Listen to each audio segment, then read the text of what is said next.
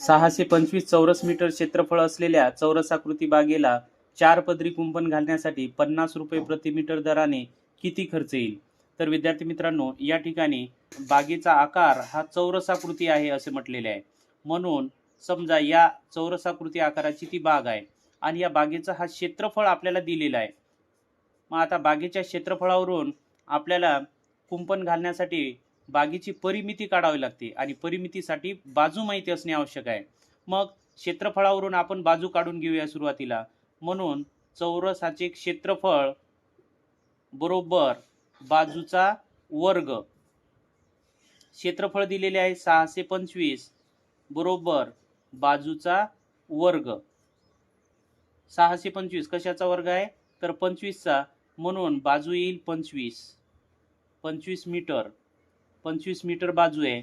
आता 25 मीटर बाजू जर असेल तर या चारही बाजूची बेरीज म्हणजे चौरसाची परिमिती.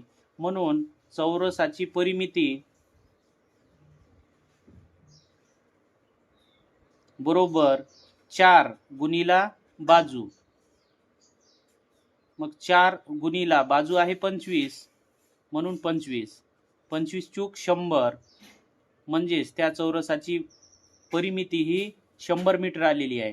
चौरसाची परिमिती म्हणजेच या चौरसाकृती बागेला 1 पदरी कुंपण घालणे. म्हणून या ठिकाणी आपल्याला 4 पदरी कुंपण घालायचे आहे. 4 पदरी कुंपण.